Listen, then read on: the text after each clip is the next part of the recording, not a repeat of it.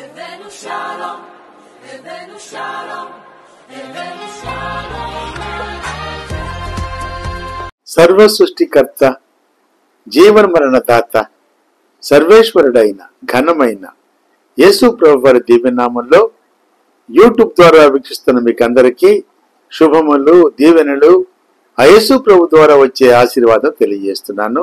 రండి, ఈ ప్రభుదిన మందు శ్రేష్టమైన ఇర్మియా గ్రంథము. ఇర్మియా అంటే అర్థం ఏంటంటే ద లార్డ్ ఎగ్జాల్ట్స్ లేక ద లార్డ్ ఎస్టాబ్లిషెస్. దేవుడు ఉన్నత స్థానంలో ఉంచుతాడు, దేవుడు స్థిరపరచువాడు అనే భావం కలిగిన ఇర్మియా ఓ అద్భుతమైన ప్రవక్త. ఇర్మియా ప్రవక్త ఇది అంటే క్రీస్తుకు పూర్వము 600 సంవత్సరాల క్రితము వ్రాయబడిన పుస్తకము. దీనిలో ఉన్న ప్రాముఖ్య ఉద్దేశం ఏంటంటే పశ్చాత్తాపము చెందని యూదా రాజ్యంపై తప్పించుకోలేని దేవుని తీర్పు. పశ్చాత్తాపం చెందిన వారికి క్షమాపణ దొరుకుతుంది, కానీ పశ్చాత్తాపం పొందిన వారికి తీర్పు ఉంటుంది అనే భావం. అంటే క్రీస్తు పూర్వము 600 సంవత్సరాల క్రితం రాయబడింది. 52 అధ్యాయాలు ఉన్నాయి, 1364 వచనాలు ఉన్నాయి. The book of Jeremiah has 52 chapters with 1364 verses. దీన్ని 3 భాగాలుగా చేసుకుంటే మొదటి 38 అధ్యాయాలు యెరూషలేము పతనానికి ముందు, 39వ అధ్యాయములో యెరూషలేము యొక్క పతనం చూస్తాము. తర్వాత 40 నుంచి 52 వరకు పతనం తర్వాత చూస్తాము. ఇర్మియా ప్రవచనాలు అన్ని కూడా దక్షిణాన ఉన్న యూదా దేశం గురించి ఉద్దేశించి రాసినవి. ఇవన్నీ కూడా బబులోను వారు యూదాపై దండెత్తి యెరూషలేము పట్టణాన్ని, దేవాలయాన్ని ధ్వంసం చేసే వరకు దాదాపుగా 40 సంవత్సరాల కాలం జరిగిన ఈ కాలాన్ని చాలా ఈ ప్రవచనాలు దుఃఖభరితంగాను, వేదనతోనూ, ఆవేదనతోనూ చాలా ప్రవచనాత్మకంగా ఉంటుంది. కాబట్టి ఇర్మియాను కూడా ఏమంటారంటే is called as the weeping profit అంటారు. అంటే ప్రలాపించు ప్రవక్త లేక పగిలిన హృదయము కలిగిన ప్రవక్త. రక్తము స్రవించే హృదయము అలాగే దృఢ సంకల్పం కలిగిన ప్రవక్త. Is called as a weeping profit, is called as the profit of the broken heart, is also called as the profit of the bleeding heart and iron will.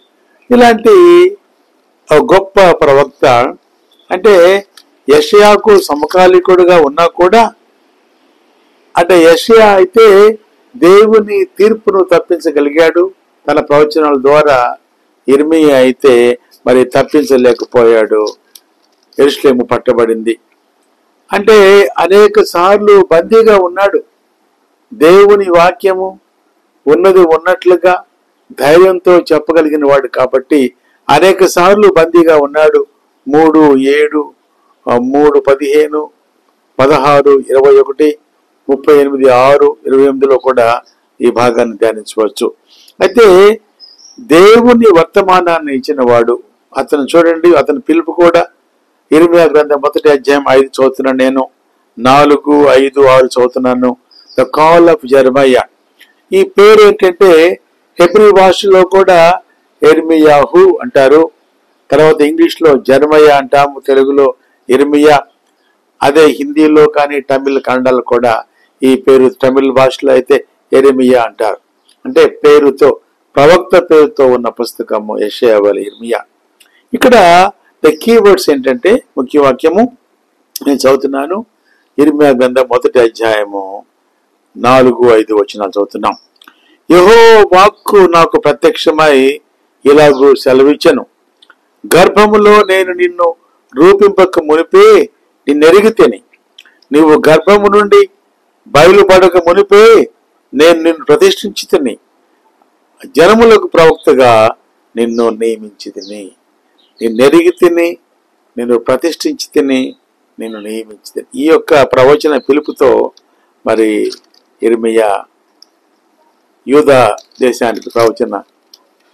సరే, దీన్ని ఈ యొక్క 52 అధ్యాయాలు చూసుకుంటే మొదటి అధ్యాయమేమో యిర్మీయాకు దేవుని పిలుపు. మొదటి అధ్యాయంలో అనాతోతులో ఉండేవాడు, ప్రవక్తల వంశంలో పుట్టినవాడు, ఆయనకు దేవుని పిలుపు కలిగింది మొదటి అధ్యాయంలో. ఆ తర్వాత 2 నుంచి 33 వరకు యూదా దేశం గురించిన ప్రవచనాలు. ఈయన తర్వాత ఎందుకంటే ప్రవచన కావలివాడిగా ఉన్నాడు, చాలా వేదంతో ప్రవచించాడు. ఈయన యిర్మీయా పాత్ర ఏంటంటే ప్రవచన కావలివాడు, వేదనతో చేసిన ప్రవచనాలని చెప్పవచ్చు. ఇది 34-45 వరకు. చివరిగా చూస్తే అన్య రాజ్యాల గురించి కూడా ప్రవచనాలు ఉన్నాయి. 46లో ఐగుప్తు గురించి, 47లో ఫిలిస్తియా గురించి, 48లో మోయాబు గురించి, 49లో అమ్మోను గురించి, 50లో దమస్కు, ఇలాగా ఏలాము, బబులోను 51 వరకు, ఇలాగా చివరి అధ్యాయం వరకు కూడా మరి అన్య రాజుల గురించి ఆయన ప్రవచనం చేస్తున్నాడు. సరే, యిర్మీయా యొక్క వ్యక్తిత్వం ఏంటి? ద పర్సనాలిటీ ఆఫ్ జెరమియా చూసుకుంటూ ఉంటే ఉదయకాలమునే లేచువాడు. ఈ మాట వింటున్నా నీవు, ప్రతి క్రైస్తవుడు, ప్రతి వ్యక్తి కూడా ఉదయమునే లేచి ఆ సర్వేశ్వరుణ్ణి పూజించాలి. అందుకే దావీదు మహారాజు అంటాడు, ప్రతి ఉదయమున నీ కృప, ప్రతి రాత్రిని విశ్వాసిత. ఉదయమునే లేచిన ప్రవక్త అద్భుతంగా ఉంటుందండి. 7:13లో ఉంది, 7:25లో ఉంది, 11:7, అలాగే 11:25, తర్వాత 3, 4, 26, 5, 29, 19 ఇలాగా ఉదయమునే లేచి సర్వేశ్వరుని ఆరాధించువాడు. తర్వాత ఏంటంటే ఈ పుస్తకంలో వెనుకకు వెళ్ళిపోవట, బ్లాక్ స్లైడింగ్ అంట అనే మాట ఎక్కువగా ఉంటుంది. అంటే బ్యాక్ స్లైడింగ్ 13 సార్లు, తర్వాత తిరిగి సమకూర్చబోట దాదాపు 47 సార్లుగా ఉంది. తర్వాత ఏంటంటే యెహోవా వాక్కు అనే మాట ఈ గ్రంథంలో 50 సార్లు పైగా వచ్చింది. యెహోవా వాక్కు అని ఎక్కడ వచ్చిన పాత నిబంధనలో అది యేసు ప్రభువు గుర్తుగా ఉంటుంది. తర్వాత ప్రాముఖ్యంగా ప్రార్థన గురించి అనేక సార్లు వ్రాయబడిన పుస్తకము యిర్మీయా గ్రంథము.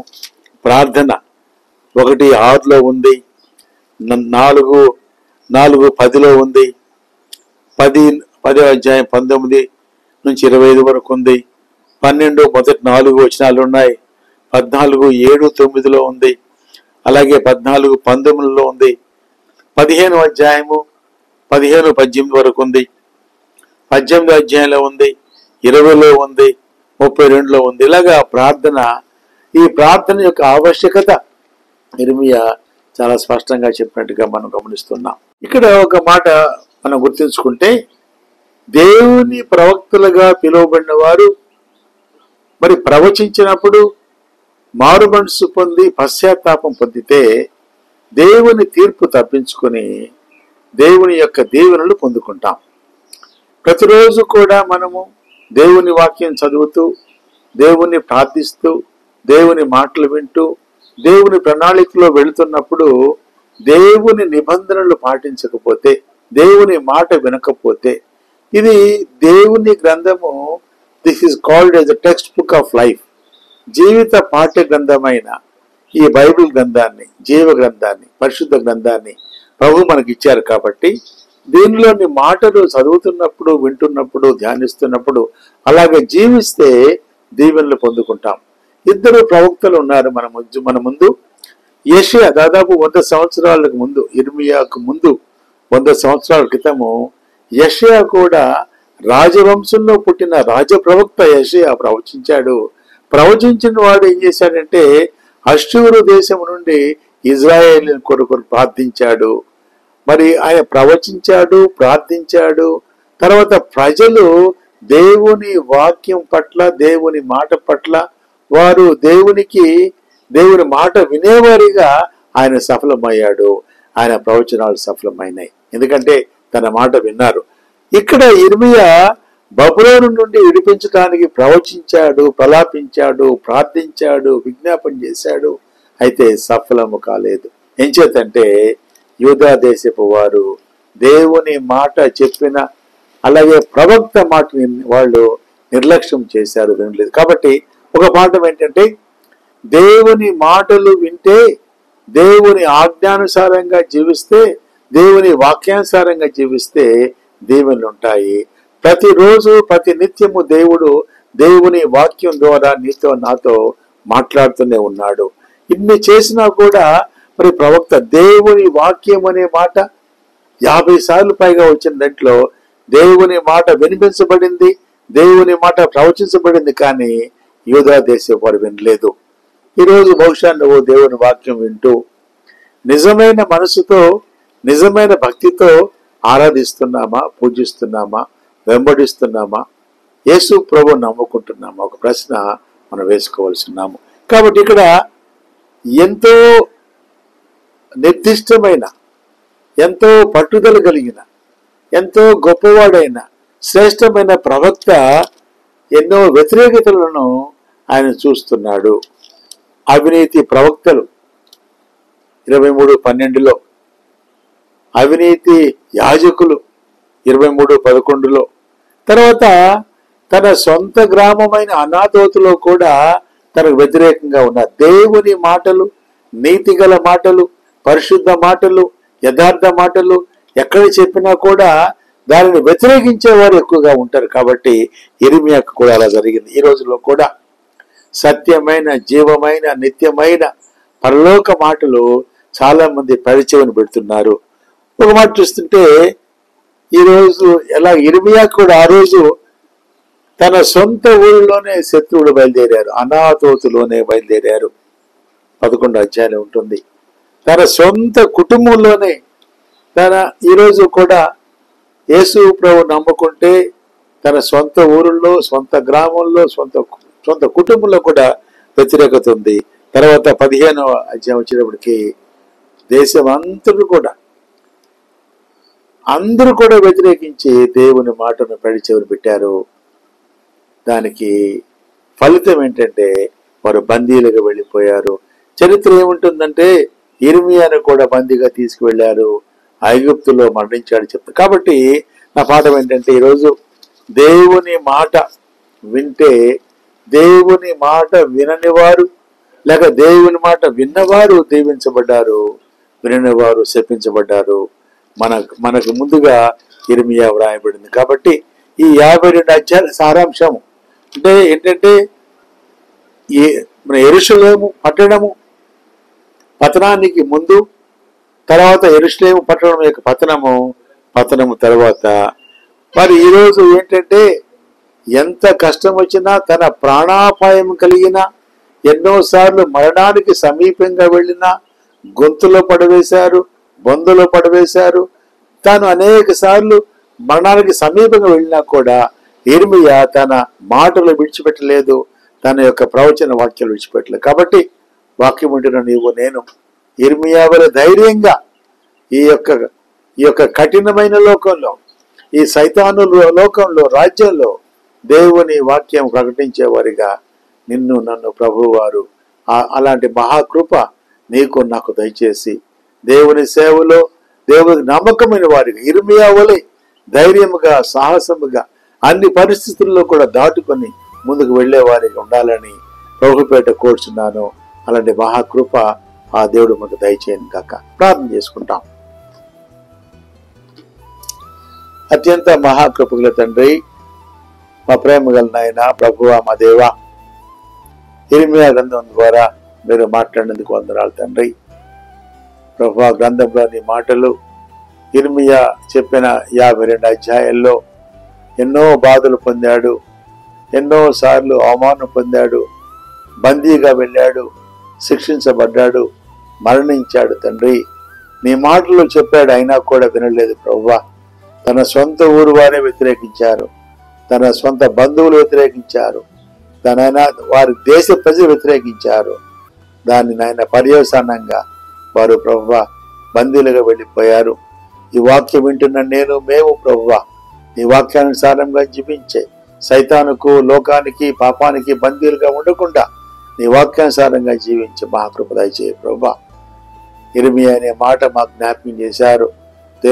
దేవుడు ఉన్నతమైన వాడు, దేవుడు స్థిరపరుస్తాడు. కాబట్టి మా జీవితాన్ని స్థిరపరుచుకున్న తండ్రి, ఉదయమునే లేచి నిన్ను ఆరాధించేవారిగా, ఉదయమునే లేచి నీ వాక్యం చదువుకునేవారిగా, ఉదయమునే లేచి మా కార్యక్రమాలు చేసుకునేవారిగా, ఉదయమునే లేచి నిన్ను పూజించేవారిగా ఆ దినవంతు కూడా ఈ దినవంతు కూడా కాపాడమని తండ్రి, ఈ వాక్యాలు మాకు పాఠాలుగా గుణపాఠాలుగా ఉంచినందుకు నీకు వందనాలు తెలియజేస్తూ యేసు ప్రభు నామములో ప్రార్థించి అడిగి వేడుకొంచున్నాం తండ్రి, ఆమేన్. తండ్రి, కుమార, పరిశుద్ధాత్మ దేవుని సన్నిధి, సహాయము, సహవాసము, సమాధానము, స్వస్థత, సంతోషము మనకు, మన బిడ్డలకు, ప్రభు రాకడ పర్యంతము తోడైండును గాక. ఆమేన్, ఆమేన్. షలోమ్. Blessing to you all. దేవుడు మనల్ని దీవించును గాక.